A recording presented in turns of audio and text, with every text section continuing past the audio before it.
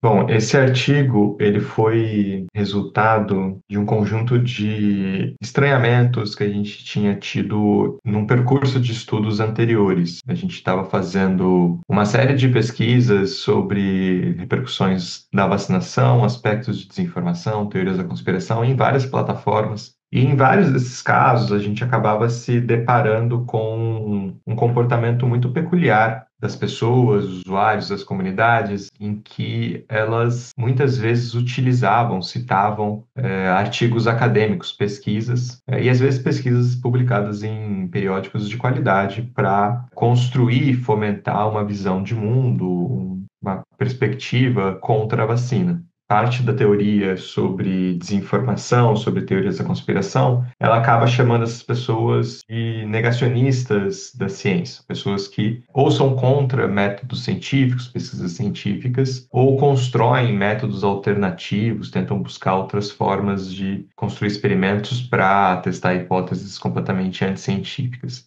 E o que a gente levantou como hipótese nesse trabalho é que isso dava conta somente de parte do fenômeno, que tinha um tipo de comportamento midiático, um tipo de hábito de consumo de informação bastante diferente. A gente partiu dessa hipótese com uma questão bastante ampla de tentar compreender como que artigos científicos eram tratados, eram repercutidos, eram comentados por grupos de WhatsApp que tinham uma característica já, um posicionamento específico de acreditar em teorias da conspiração contra a vacina. Então a gente focou particularmente no WhatsApp no período de julho de 2022 até setembro de 2022. A gente teve um conjunto de alguns meses de amostragem de troca de mensagens, se eu não me engano, em torno de 6 grupos de WhatsApp. E a gente coletou os dados, a gente foi armazenando esses dados periodicamente, porque a gente descobriu no processo da pesquisa que os grupos apagavam semanalmente as mensagens. Então a gente começou a baixar esses dados periodicamente, semanalmente, e construir um acervo, construir um arquivo, em que a gente, a partir daí, começou a fazer buscas e filtrar os dados, particularmente para tentar identificar links e PDFs que eram compartilhados para artigos científicos publicados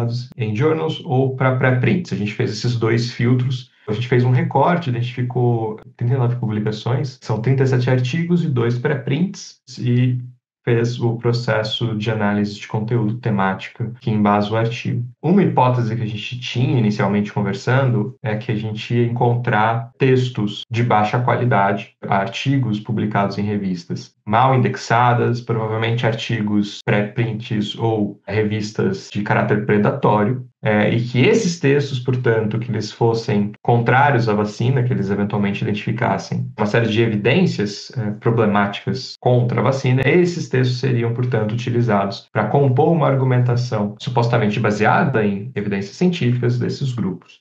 Mas a maior parte dos textos que a gente encontrava, o texto era um texto de boa qualidade científica, que ele mostrava que as vacinas eram eficazes, que elas funcionavam, e mesmo assim, esses artigos eles eram distorcidos, às vezes de forma bastante evidente, às vezes de forma muito mais sutil, surpreendeu bastante a gente, para que, portanto, fosse interpretado como uma evidência científica que fundamentasse uma posição anti-vacina. Então, a gente chamou isso de instrumentalização. Então, a gente encontrou dois tipos de caso. Um que os textos eram completamente distorcidos, inversão completa da argumentação e das evidências que são apresentadas. Um outro comportamento que a gente encontrou era de pessoas que elas faziam uma leitura bastante cuidadosa do texto e às vezes encontravam um trecho que era limitações do artigo, uma nota de rodapé, algum contraponto, alguma redação muito específica que jogava algum tipo de questionamento. Portanto, isso é parte do processo científico, a gente apresentar limitações dos estudos. E aí, esses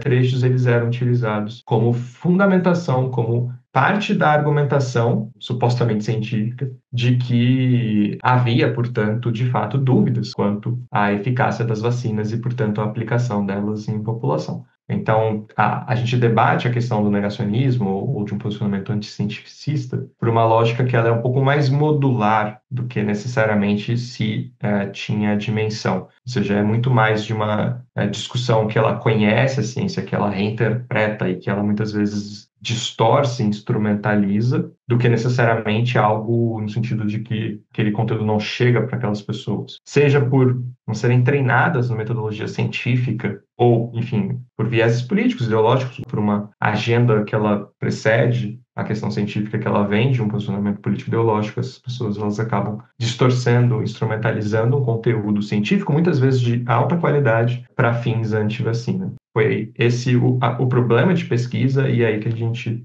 tentou contribuir com a bibliografia.